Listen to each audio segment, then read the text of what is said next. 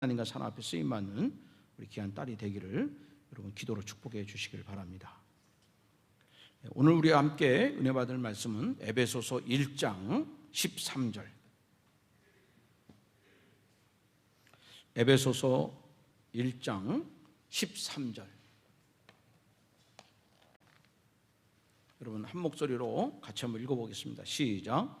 그 안에서 너희도 진리의 말씀 곧 너희의 구원의 복음을 듣고 그 안에서 또한 믿어 약속의 성령으로 인치심을 받았으니. 아멘. 한 번 더 봐요. 시작. 그 안에서 너희도 진리의 말씀 곧 너희의 구원의 복음을 듣고 그 안에서 또한 믿어 약속의 성령으로 인치심을 받았으니. 아멘. 오늘은 우리 성령 강림 주일로 예배를 드리는데, 이 성령 강림은 마치 두 번째 성탄절과 같다. 첫 번째 성탄은 하나님의 아들 예수 그리스도께서 육신을 입고 오신 날, 그날이 첫 번째 성탄이고, 두 번째 성탄은 하나님이 보내주신 그 예수님께서 영을 입고 성령으로 이 땅에 오신 날, 그날이 두 번째 성탄이에요. 똑같이 예수님이 이 땅에 오셨는데, 한 번은 육신을 입고 오시고 또 한 번은 성령으로 이 땅에 오셨다. 그래서 우리는 첫 번째 오신 예수 그리스도를 우리가 즐거워하고 기뻐하고 우리가 두 손 벌려 그분을 영접한 것처럼 두 번째 오신 예수님, 두 번째 영으로 오신 성령으로 오신 그 예수님을 또한 우리가 기뻐하고 즐거워하며 그분을 우리 심령 가운데 두 손으로 환영하고 맞이하는 그런 성령 강림 주일이 되어야 될 줄 믿습니다. 그래서 예수님과 성령님이 하나시다, 본체시다, 이 말씀을 요한복음 14장 16절에서 사도 요한이 이렇게 증거를 하고 있습니다. 요한복음 14장 16절을 같이 한번 읽어봐요. 시작. 읽어봐요. 시작. 내가 아버지께 구하겠으니 또 다른 보혜사를 너에게 주사 영원토록 너희와 함께 있게 하리니. 여러분 한번 따라합시다. 또 다른 보혜사. 다시. 또 다른 보혜사. 보혜사가 몇 분 계신 거예요? 두 분 있는 거죠. 한 분 보혜사가 있고 뭐요? 또 다른 보혜사가 있는 거예요. 저기 보혜사라는 것은 말 그대로 보호하시고 또 은혜를 베푸시는 선생님이라는 뜻입니다. 보호하시고 은혜도 주시고 또 위로 주시고 또 격려하시고 우리에게 힘을 주시는 그런 분이 보혜사라는 거예요. 사랑하는 여러분, 예수님께서 이 땅에 오실 때 우리를 도와주신, 우리 연약한 자를 도와주시고 죄악 가운데 있는 자를 도와주시고 질병 가운데 있는 자, 이 세상에서 허덕이는 자, 마귀의 종된 자, 우리의 힘으로는 죄를 이길 수 없는 자, 이런 사람들을 예수님이 도와주시기 위해서 보혜사로 오신 줄로 믿습니다. 근데 그 예수님이 하늘에 승천하시고 그 예수님께서 하나님께 구했어요. 뭘 구했어요?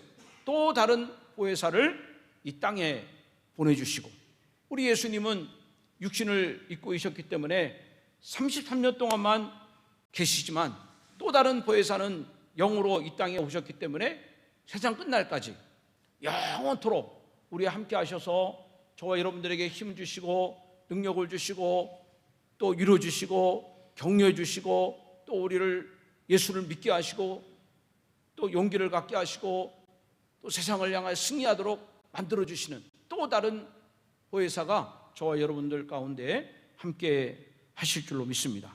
그러므로 이제 우리는 성령 강림 주일을 통해서 또 우리는 매일매일 예수 믿고 신앙생활하는 가운데 하나님께서 예수 그리스도를 통해서 보내주신 성령님이 오늘 나와 함께 하신다. 성령님이 오늘도 나와 함께 하신다. 성령님이 이 자리에 함께 하신다.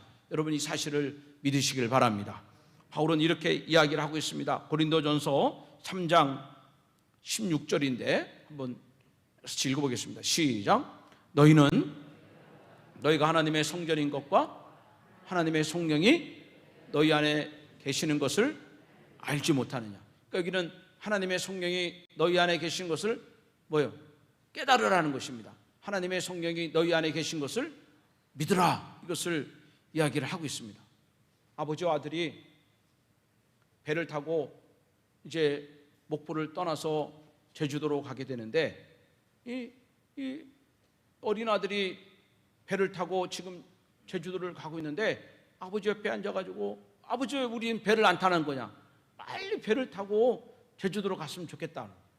아버지가, 야, 우리 이미 배를 타고 있다, 우리 배 안에 있다, 그렇게 얘기해도 이 아들은 빨리 배를 타고 제주도로 가자고 막 울면서 보채는 거예요. 그래 결국 목포를 출발해서 제주도에 딱 도착해서 배에서 내리게 됐습니다. 배에서 내리면서 딱 돌아보니까 자기가 뭐 타고 온 거예요? 배를 타고 온 거예요. 근데 그걸 알지 못한 것입니다. 자기가 배를 탔는지 아니면 큰 건물에 갇혀 있는지를 알지 못하는 거예요. 아마 이 아이는 배가 너무나 크기 때문에 배를 탄 게 아니고 어떤 건물에 들어간 것으로 착각을 한 것 같아요. 배를 타고 온 겁니다. 오늘 우리가 예수 믿는 신앙생활이 그 어린아이와 같을 수가 있는 것입니다. 예수님께서 우리에게 성령을 이미 보내주셨는데 우리는 성령이 나와 함께 하시는 그 임재를 우리가 느끼지 못하는 거예요. 분명히 성령이 지금도 우리와 함께 하시는데 언제 성령님이 나와 함께 하느냐, 그렇게 보채는 어린아이와 같다는 것입니다. 여러분, 그렇지 않습니다. 예수님 보내주신 성령님은 지금도 이 자리에 우리와 함께 하십니다. 중요한 것은 우리 이 땅에 오신 그 성령님을 여러분 믿고, 여러분 그 성령님을 사모하고, 그 성령님이 내 안에 충만하도록 우리는 기도해야 될 줄로 믿습니다. 그래서 저는 오늘 이 성령 강림 주일을 맞이해서 이 땅에 오신 성령님이 이 땅에 오셔서 무슨 일을 지금 행하고 계신가, 성령님이 나를 위해서 어떤 일을 하고 계신가 하는 사실을 여러분들 함께 살펴보도록 하겠습니다. 여러분, 성령님이 하시는 첫 번째 일은 성령은 예수를 믿게 하십니다. 여러분 같이 한번 따라합시다. 성령은 예수를 믿게 하십니다. 성령은 예수를 믿게 하는 그런 분이십니다. 여러분, 구원은 예수를 믿음으로 구원을 받습니다. 성령을 믿음으로 구원받는 게 아니에요. 예수를 믿음으로 구원을 받는데 그 성령은 우리로 하여금 예수를 믿게 하는 그런 믿음의 영이 바로 성령이시다. 고린도전서 12장 3절에 보면 그 하반절에 그런 말씀이 있어요. 거기 말씀해 보니까 또 성령으로 아니하고는 누구든지 예수를 주시라 할 수 없느니라 그랬어요. 여러분 인생의 주인이 예수 그리스도인 것을 믿습니까? 여러분, 예수님이 지금 내 안에 계신 것을 믿습니까? 여러분, 예수님이 나의 죄를 위해서 십자가에 달려 죽으신 것을 믿습니까? 아멘 해봅시다. 아멘. 근데 이것은 여러분의 노력이나 여러분의 의지로 믿는 것이 아니라 성령님이 나로 하여금 믿게 한다는 거예요. 여러분, 지금 저 한옥마을에 가서 예수님이 당신의 주인입니다. 당신이 육신이나 당신의 꿈이 당신의 주인이 아닙니다. 예수님이 당신의 주인입니다. 예수님이 하나님의 아들이시고 그 예수님이 당신의 죄를 위해서 십자가에 죽었습니다. 그러면 그거를 아멘 이렇게 받아들이는 사람이 어디 있습니까? 더운데 별 미친 사람 다 보겠네. 그러면서 도망갈지도 모르겠고 귀찮게 하지 말라고 화를 낼지 모르겠어요. 근데 우리는 그 예수를 믿잖아요. 그분이 하나님의 아들이시고 그분이 나의 죄를 위해서 십자가에 달려 죽으신 것을 믿잖아요. 근데 그 믿음은 나의 의지로 된 것이 아니라 바로 성령께서 나에게 믿음을 주신 것이라는 거예요. 로마서 8장 16절에도 사도 바울은 이렇게 증거를 하고 있습니다. 한번 읽어봅시다. 시작. 성령이 친히 우리의 영과 더불어 우리가 하나님의 자녀인 것을 증언하시나니. 여러분, 우리 하나님께서는 우리 코에 생기를 부어주심으로 사람이 생명이 됐다 그랬어요. 흙으로 진 인간이 살아있는 영이 된 것입니다. 그런데 아담과 하와가 하나님의 말씀에 불순종함으로 말미암아 인간이 죽었어요. 즉 하나님의 영이 인간을 떠난 것입니다. 하나님의 영이 인간을 떠나니까 하나님을 알 수 있고 하나님을 예배할 수 있고 하나님을 믿을 수 있는 기능이 없어져 버린 거예요. 내비게이션이 고장이 나가지고 이쪽으로 갈지 저쪽으로 갈지 알 수가 없는 것입니다. 얼마나 더 가야 될지 알 수가 없는 거예요. 그런 것처럼 우리 영이 죽음으로 말미암아 마땅히 하나님을 찬양해야 되는데 찬양하지 않아요. 마땅히 하나님께 감사해야 되는데 감사하지 않습니다. 내 영이 죽었기 때문에 그래요. 그리고 인간은 귀신을 섬기기도 하고 우상을 섬기기도 하고 자연을 섬기기도 하는 엉뚱한 그런 타락된 존재가 된 것입니다. 그런데 예수님께서 성령을 보내주시고 성령이 우리 안에 오셔서 바로 이 하나님이 나의 창조자가 되시고 예수님이 나의 구원자가 되신 것을 내 영과 더불어 믿게 하는 거예요. 성령이 내 안에 들어올 때 죽은 내 영이 다시 살아날 줄로 믿습니다. 성령이 내 안에 들어올 때 내 영으로 하나님을 경배하는 그런 은혜가 있게 될 줄로 믿습니다. 성령님은 오늘 우리에게 찾아오심으로 말미암아 이런 믿음의 영을 갖게 해주시는 거예요. 어떤 분은 예배에 오고 예배에 참석하지만 그러나 앉아있긴 하지만 말씀을 믿지 못하는 분이 있습니다. 말씀을 들어도 아무런 감동이 없어요. 왜 이렇게 오늘은 시간이 안 가는가? 언제까지 내가 여기 앉아있어야 되는가? 그냥 인내력 테스트 하듯이 그렇게 예배를 힘겹게 드리는 분이 있습니다. 교회에 오지만 몸만 앉아있어요. 마음에는 하나님이 전혀 계시지 않습니다. 빨리 여기를 벗어나고 싶은 그런 생각만 가득 찬 분이 있습니다. 그랬는데 그분이 어느 날 갑자기 하나님의 말씀이 믿어지기 시작하는 것입니다. 성경이 믿어지기 시작하고 설교에 감동을 받게 되기 시작하는 거예요. 어떻게 해서 이런 놀라운 변화가 일어났는가? 바로 그분 안에 성령이 임하신 것입니다. 저도 참 부끄러운 이야기지만 저는 오랫동안 교회 생활을 했지만 저는 성령을 받지 못했어요. 성령을 받지 못했으니까 교회는 다니지만 믿음이 없고 교회 출석만 하는 것입니다. 예배를 드릴 때 얼마나 예배가 힘든지 몰라요. 예배 시간 되다가 예배에 기쁨이 없으니까 얼굴을 파묻고 그냥 고개를 파묻고 숙이고 그저 잠잘 생각만 하고 졸 생각만 하고 딴 생각만 하는 것입니다. 예배에 힘을 얻지 못해요. 그러다가 어느 날 제가 제 심령 안에 성령의 강한 임재를 체험하게 됐습니다. 그때부터 진짜 믿음 생활을 하기 시작했습니다. 전에는 감동 없이 찬양을 불렀어요. 찬양을 불러도 은혜를 받지 못했습니다. 근데 성령을 받은 다음부터는 그 성경의 가사가 꼭 나에게 주는 그런 가사와 똑같습니다. 찬양을 계속 몇 번이나 계속 반복하게 불러도 성경의 그 찬양에 결코 지루함이 없습니다.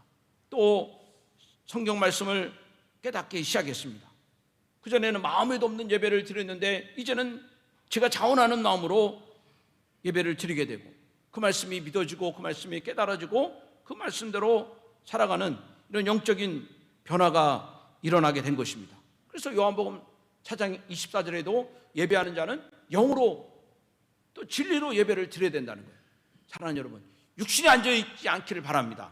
여러분 심령 안에 성령이 마음으로 말미암아 성령이 주관하는 예배가 되시기를 바랍니다. 성령이 깨달음을 주는 예배가 되기를 바랍니다. 성령의 감동이 있는 예배가 되기를 바랍니다. 예배를 통하여 여러분 영혼이 살아나는 회복의 역사가 일어나기를 바랍니다. 하나님의 능력이 일어나기를 바랍니다. 우리 화물연대 파업이 있어가지고 지난주 보니까 이 수소차를 운전하는 분들이 이 수소를 공급받지 못해가지고 이게 차가 움직이지 못하는 거예요.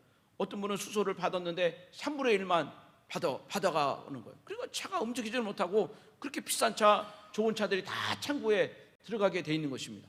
여러분, 성령을 받지 못한 사람도 이와 동일한 것입니다. 교회는 다니지만 성령을 받지 못한 사람은 믿음의 길을 걸어가지 못하는 것입니다. 믿음의 생각을 하지 못하는 거예요. 하나님의 기쁨이 되는 걸 생각하지 못하고 늘 육신적인 생각만 하고 육신적인 것만 바라보는 이런 육신의 사람이 될 수밖에 없는 것입니다. 저와 여러분들은 성령의 사람, 성령의 충만함으로 말미암아 성령이 주시는 감동을 따라 성령의 임재를 따라 여러분 성령에 흠뻑 젖어드는 그런 충만한 예배가 신앙이 되시기를 주님의 이름으로 축원합니다. 성령이 하시는 거 첫 번째가 뭐라 그랬어요? 여러분에게 무슨 잘못이 있습니까? 성령은 예수를 믿게 한다. 성령은 믿음의 영이라 그랬어요. 성령은 예수를 믿게 한다. 여러분 성령이 하시는 두 번째 일은 성령은 성경을 믿게 한다. 한번 해봅시다. 시작. 성령은 성경을 믿게 한다. 여러분 이 성경이라는 것은 창세기부터 요한계시록까지 4,000년 동안 40여 명의 저자를 통해서 성경이 쓰여진 겁니다. 그 40여 명의 저자는 다 학력이 달라요. 배운 게 다르고 사는 것이 다르고 환경이 다르고 다 다르지만, 그러나 그 성경 안에는 다 성령이 그 사람들에게 감동을 주므로 성령의 감동을 따라 성경을 기록했기 때문에 우리가 이 성경을 읽고 성경을 믿고 깨닫기 위해서는 우리 모두 다 성령의 감동을 받아야 되는 거예요. 여러분들이 성경을 읽는 것이 지루한 사람이 있어요? 여러분 성경을 읽는데 2장 읽다가 너무나 지루해가지고 성경을 덮어버리는 분이 있습니까? 여러분 성경을 읽다가 그저 침이 성경에 다 붙어가지고 말이죠, 성경만 보면 잠자는 분이 있습니까? 그것은 성경의 잘못이 아니라 내가 아직 성령을 받지 못했구나. 여러분 그것을 하나님께 인정을 해야 됩니다. 성경을 읽지 않는 분, 그는 아직 성령이 그 안에 없는 분입니다. 성경을 가까이 하지 않는 분, 아직 성령이 없는 분입니다. 성경을 우리가 믿어야 됩니다. 성경을 믿어야 되는 것입니다. 성경을 깨달아야 되는 것입니다. 그 미즈노 게노라는 사람이 있는데, 이 사람은 4학년 때 전신마비를 앓게 되는 것입니다. 큰 병을 앓고 전신마비를 앓고, 그리고 또 40년 동안 인생을 그렇게 누워서 살아가는데, 그 사람이 움직일 수 있는 것은 이 눈만 움직이는, 눈만 깜빡깜빡거리는 거예요. 그러면 눈을 깜빡일 때 어머니가 그 깜빡이는 걸 보고 글자를 꺼내가지고 그리고 이제 시를 치게 되는데, 그래가지고 10년 동안 이렇게 시를 쳐서 한 편이 나오게 되는데, 여러분 그 시집의 제목이 뭐냐면 감사가 밥이다. 감사가 밥이다. 그러니까 우리 육신은 삼시세끼를 통해서 밥을 먹음으로 말미암아 우리가 유지가 되지만, 우리 영혼은, 우리의 마음은 감사를 통해서 우리의 심령이 새로워질 수 있다는 것입니다.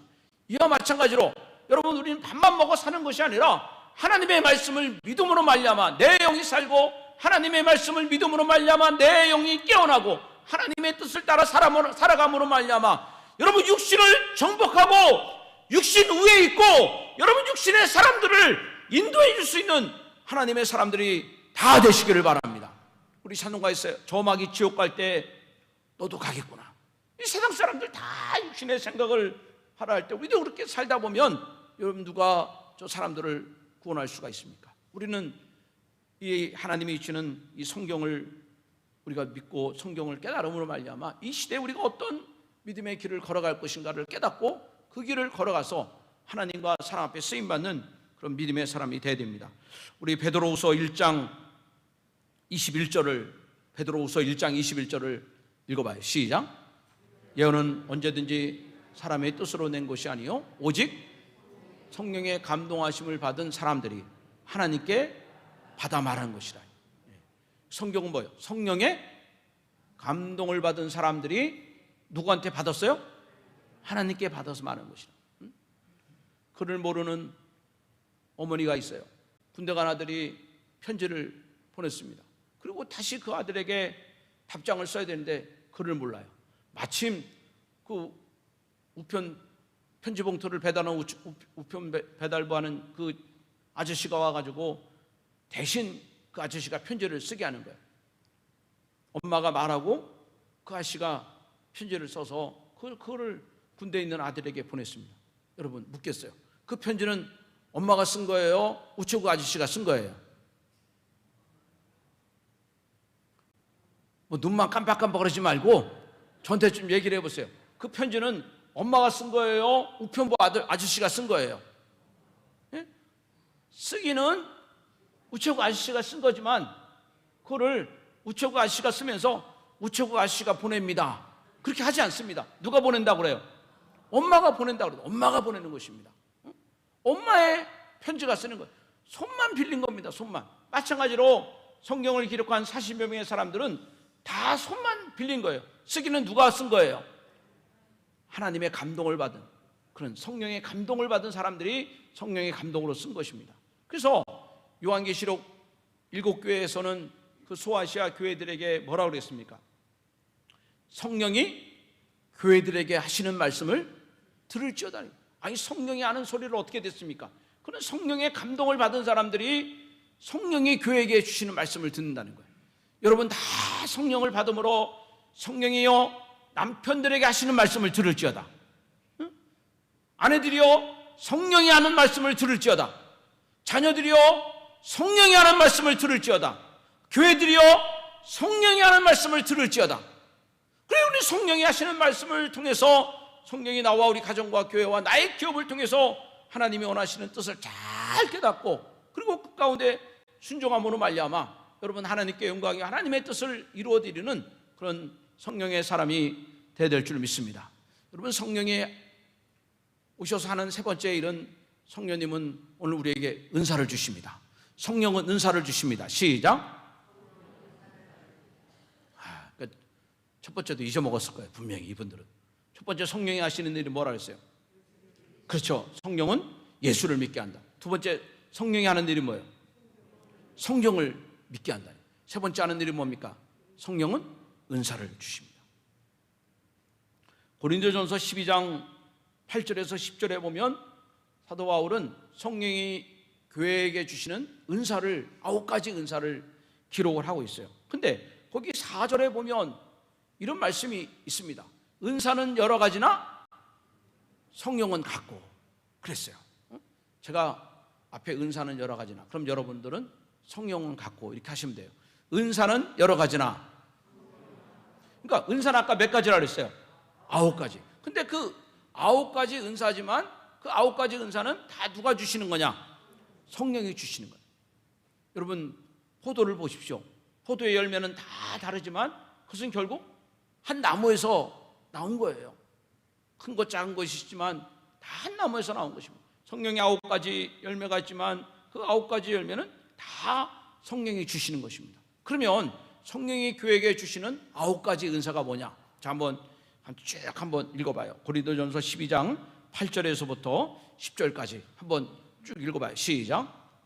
어떤 사람에게는 성령으로 말미암아 지혜의 말씀을, 어떤 사람에게는 같은 성령을 따라 지식의 말씀을, 다른 사람에게는 같은 성령으로 믿음을, 어떤 사람에게는 한 성령으로 병 고치는 은사를, 어떤 사람에게는 능력 행함을, 어떤 사람에게는 예언함을, 어떤 사람에게는 영들 분별함을, 다른 사람에게는 각종 방언을 말함을, 어떤 사람에게는 방언을 통역함을 주시나니. 이거 다 성령이 주시는 뭐라 그랬어요? 은사라 그랬어요. 은사는 영어로 하면 기프트예요. 기프트. 이게 무슨 선물이라는 것입니다. 그러면 우리는 다른 사람들에게 그런 은사가 있으면 주, 나도 그런 은사를 주시옵소서, 나도 능력의 은사를 주시옵소서, 나도 방언의 은사를 주시옵소서, 나도 영들 분별함을 은사를 주시옵소서, 나도 지혜를 주옵소서, 나도 지식을 주옵소서. 하나님 그런 은사를 하나님이 주시겠다는 거예요. 그 사모하는 자에게 하나님께서 교회들에게 은사를 주시고, 그러나 여러분, 은사는 다 다르지만 그것은 다 누가 주시는 것이다?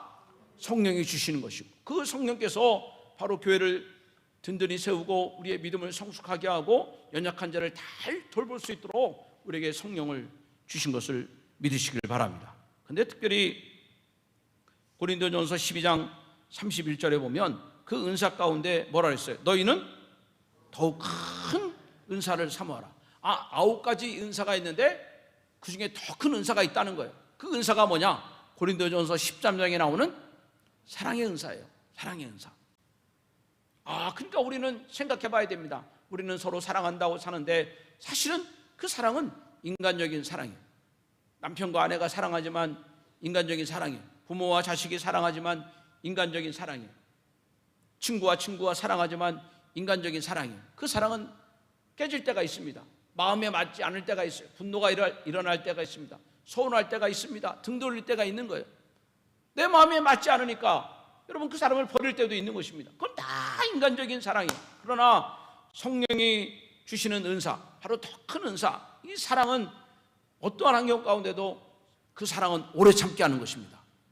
그 사랑은 오래 참게 하십니다. 그 사랑은 자기의 유익을 붙지 않아요. 그 사랑은 자랑하지도 않고, 그 사랑은 교만하지 않습니다.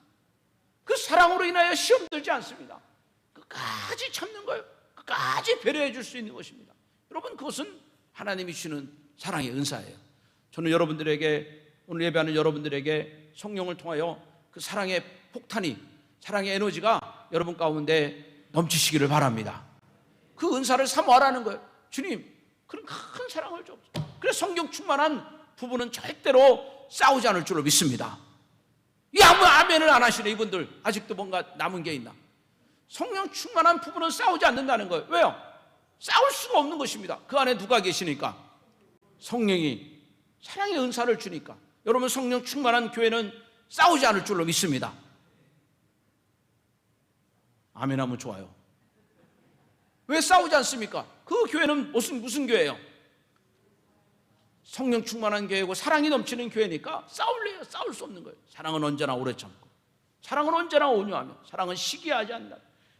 하나님께서 주신 이 사랑의 은사가 우리 가운데 있게 되면 인내하고 격려하고 또 참고 배려하고 자기 주장을 않고 고집을 피우지 않고 그렇게 품어주기 때문에 결국은 교회가 든든히 세워갈 수 있고 연약한 자가 믿음이 성숙될 수 있고 또 교회에 유익함을 끼치는 한 사람 한 사람으로 세워질 수가 있는 거예요. 그래서 오늘 예배드리는 저 여러분들은 성령이 주시는 은사 몇 가지라고 했어요? 아니에요.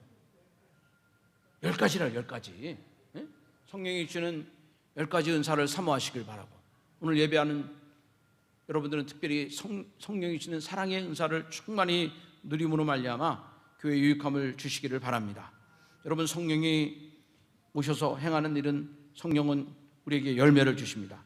갈라디아서 5장 22절에서 23절에 보면 성령께서는 이 땅에 오셔서 우리로 하여금 9가지 성령의 열매를 맺게 해주시는 거예요. 그러한 성령의 열매는 다른 말로 하면은 그건 예수님의 그 성품이 되는 것입니다. 예수님의 성품.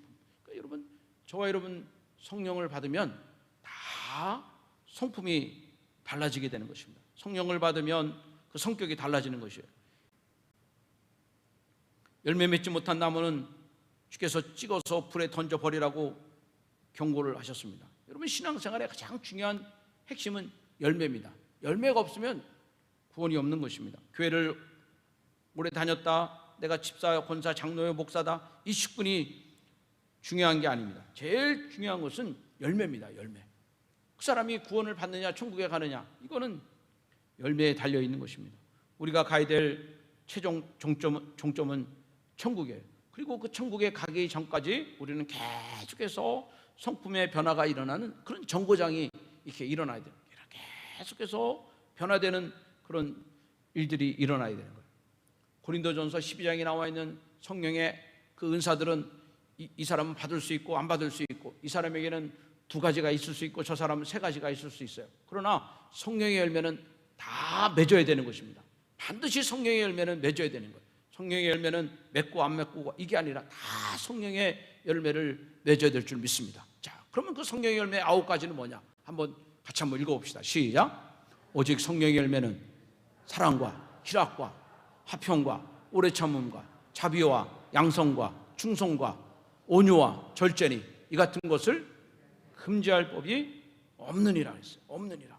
그러니까 내가 열매를 맺는다는 것은 제일 중요한 것은 내 속에 말씀의 씨가 살아있다는 거예요. 내가 열매를 맺는다는 것은 내가 지금 자라나고 있다는 것입니다.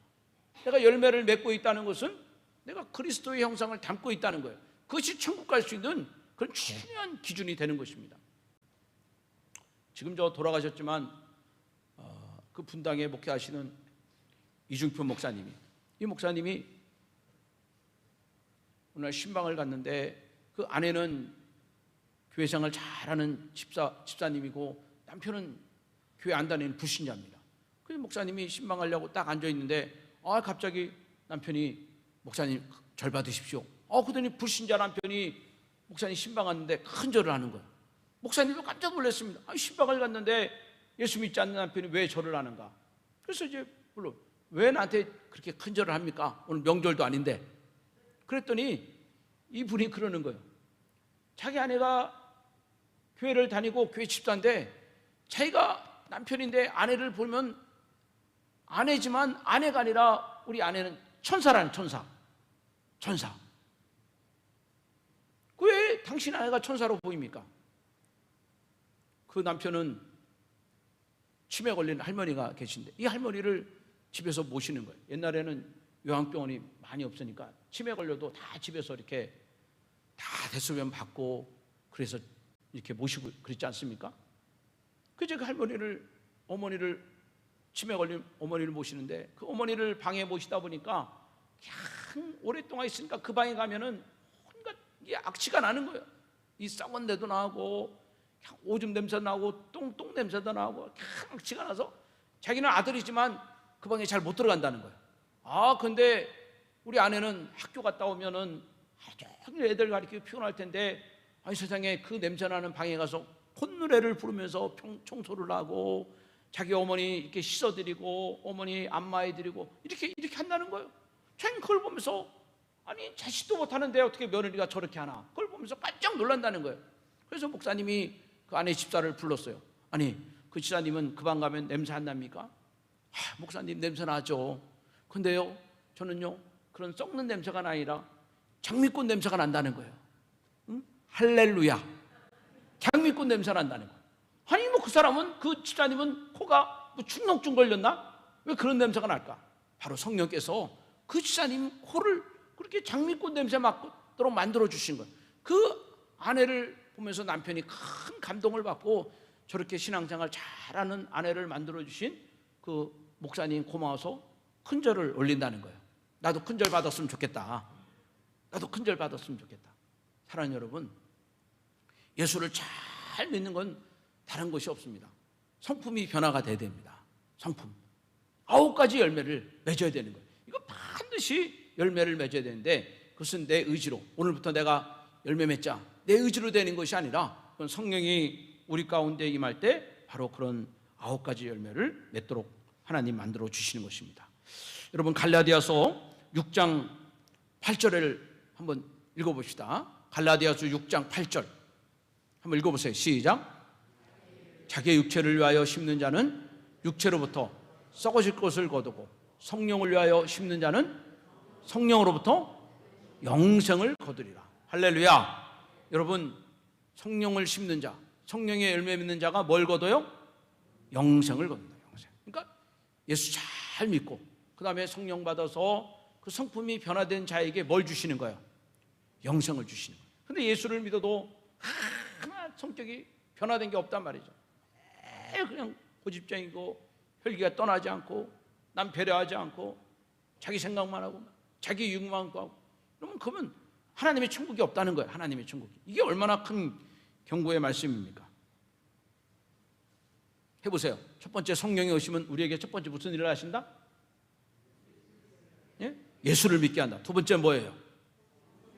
성경을 믿게 한다. 세 번째는 뭐예요? 은사를 주신다. 네 번째는 열매를 주신다. 여러분 맨 마지막 5번째가 성령이 이 땅에 오셔서 하는 일이 뭐냐면 구원의 확신을 주신다. 구원의 확신을 주신다. 해보세요. 구원의 확신을 주신다. 예, 여러분 예수를 믿으면서도 불안정한 사람이 많아요. 내가 지금은 천국 갈 수 있을까? 내가 정말 구원받은 하나님의 사람인가? 응? 정말 하나님이 나를 사랑하시는가? 여러분 여기에 대해서 자신감이 없는 사람이 많습니다. 그런 사람들이 많이 있습니다. 여러분 불안할 때 제일 힘든 게 뭔지 아세요? 이발소에 갔는데 그 이발하시는 분이 칼을 쫙쫙 갈고 그럴 때 혹시 저분이 나한테 무슨 원한 맺힌 것이 없는가? 저분이 집에서 무슨 혈기 있는 것이 없는가? 기분 나빠서 내 목을 자르진 않으려나? 이런 생각을 가진 분도 있다는 거예요. 결혼을 해도 말이죠, 서로 사랑의 마음이 없고 믿음이 없으면 의처증에 걸리고 의부증에 걸리는 거예요. 같은 가정에 살아도 믿음이 없으면 그 사람의 마음을 전하지 못하게 되는 것입니다. 신앙생활도 마찬가지예요. 신앙생활도 여러분 성령을 받지 못하면 이 담대한 믿음의 길을 걸어가지 못하는 거예요. 그런 분들에게 오늘 여기 에베소서 1장 13절은 너무너무 귀한 말씀이 되는 거예요. 에베소서 1장 13절 말씀을 같이 한번 다시 읽어봐요. 시작. 그 안에서 너희도 진리의 말씀 곧 너희의 구원의 복음을 듣고 그 안에서 또한 믿어 약속의 성령으로 인치심을 받았으니. 아멘. 자, 여기 보면 중요한 말씀이 있잖아요. 중요한 말씀. 여기 보면 구원의 복음을 어떻게 하고? 듣고 그랬어요. 한번 해보세요. 듣고. 구원의 복음을 듣고. 그 다음에 또 뭐예요? 두 번째는 구원의 복음을 믿고 그랬어요. 한번 다시 해보세요. 구원의 복음을 듣고, 그 다음에 구원의 복음을 믿고. 그래, 구원의 복음을 듣고 그 다음에 구원의 복음을 어떻게 하라는 거예요? 믿으라는 거예요. 그럼 어떤 일이 벌어집니까? 그 결과 약속의 성령으로 인치심을 받는다. 여러분, 인친다는 게 뭡니까? 인친다는 거. 도장 찍는 거예요. 도장 찍는 거예요. 이 도장을 찍으면 그때부터 그 물건이 내 것이 되는 거예요. 여러분, 도장을 찍으면 그 짐승이 내 것이 되는 거예요. 제가 옛날에 시골에서 목회할 때 우리 권사님이 젖소를 키웠는데, 젖소 키우면 이놈이 좀 크면은 거기 주인이 말이죠, 거기 도장을 찍는 거예요. 왜 그럴까요? 이거 내 놈이다, 이거 잊어먹어도 이거 내 거다, 이거 도장을 찍어주는 거예요. 여러분, 복음의 말씀을 듣고 좀 빨리 해보세요. 듣고, 복음의 말씀을 듣고, 그 다음에 복음의 말씀을 믿고, 그러면 어떤 일이 벌어지냐? 성령께서 너는 하나님의 자녀라고 도장을 찍어주신다는 거예요. 그는 뭐냐? 약속의 성령이라는 거예요. 약속의 성령. 해보세요. 약속의 성령. 그러면 여러분, 우리가 불 가운데 가든지 물 가운데 가든지 우리가 방황하든지 좌절하든지 너는 내 것이다. 끝까지 주님이 우리를 책임져 주시는 겁니다. 어떻게 하면? 복음을 듣고 복음을 믿으면 주님이 끝까지 책임져 주시는 거예요. 왜 우리가 흔들리는가? 왜 우리가 나약하는가? 우리가 성령을 받지 못했기 때문에 그런 것입니다. 그래서 예수 믿는 사람들은 반드시 성령을 사모해야 되는 것입니다. 예수 믿는 사람들은 성령이 내 안에 넘치기를 기도해야 되는 것입니다. 그래서 우리가 기도 생활을 게을리하지 말아야 되는 거예요. 그래서 우리가 하나님을 바라보는 시간들을 매일매일 갖고 살아야 되는 것입니다. 우리나라 사람들이 외국에 갈 때는 꼭 갖고 가야 되는 것이 있어요. 그게 뭘까요? 컵라면이요? 어떻게 그런 얘기를 하십니까? 외국 갈 때 갖고 가는 게 뭡니까? 김치요? 이분들은 어떻게 먹는 생각을 하십니까? 여러분, 외국 갈 때는 반드시 여권을 가져가야 돼요. 여권. 그 여권에는 뭐가 있어요? 우리나라 외교부에서 찍어준 도장이 있어요. 이 사람은 뭐요? 대한민국 사람이라는 거. 그것만 있으면 비행기도 탈 수 있고, 그것만 있으면 어느 나라든지 다 갈 수 있지만 다 보호를 받을 수가 있어요. 왜? 우리나라 사람이니까. 바로 그렇게 우리가 예수 그리스도의 복음을, 예수 그리스도께서 나의 죄를 위해서 십자가에 죽으시고 그분이 장사 지낸 지 사흘 만에 다시 살아나셨다, 부활하셨다. 여러분, 그 믿음이 오늘 우리 안에 들어온 사람, 그것을 믿는 사람은 성령께서 너는 내 아들이다, 너는 하나님의 자녀다, 영접하는 자, 곧 그 이름을 믿는 자들에게는 하나님의 자녀가 되는 권세를 주셨으니, 여러분, 다른 권세가 아니라 하나님의 권세예요. 하나님의 권세. 나는 부족해도, 나는 연약해도, 또 세상 사람들이 비난해도 하나님의 권세, 하나님의 이 능력, 하나님의 힘으로 너는 내 자녀다, 누구도 건드리지 못하게 하는 그런 큰 은혜가 저와 여러분 가운데 있게 될 줄로 믿습니다. 그럼 우리는 그런 믿음을 가져야 돼. 나는 하나님의 자녀다, 하나님은 나를 책임져 주신다. 여러분, 이런 확실한 믿음이 오늘 우리 가운데 있게 되는, 그것은 바로 약속의 성령이 계속해서 오늘 우리로 하여금 이런 믿음을 갖게 해주시는 것입니다. 자, 13절을 다시 한번, 제 얘기를 들었으니까 다시 한번 읽어봐요. 시작. 그 안에서 너희도 진리의 말씀 곧 너희의 복음을 듣고 그 안에서 또한 믿어 약속의 성령으로 인치심을 받았으니. 아멘. 보이지 않지만 하나님은 나의 머리에 인을 쳐주신 거예요. 영적인 인을 쳐주신 것입니다. 너는 내 자녀다. 그럼 우리는 하나님이 항상 우리와 함께 하십니다. 또 하나님 우리를 지켜주십니다. 하나님 우리를 보호하시고, 하나님은 우리를 위로하시고, 하나님 우리를 동행하는 삶을 살게 하시고, 저 천국에까지, 저 영원한 나라에까지 가도록 주님 우리와 함께 하십니다. 자, 성령이 이 땅에 오셔서 하는 일 5가지. 첫 번째 뭐라 했어요? 그렇죠, 예수를 믿게 한다. 두 번째 뭐예요? 성경을 믿게 한다. 세 번째 뭐예요? 은사를 주신다. 네 번째 뭐예요? 열매를 맺게 하신다. 다섯 번째는 뭐예요? 구원의 확신을 갖게 한다. 기도하겠습니다. 살아계신 아버지 하나님,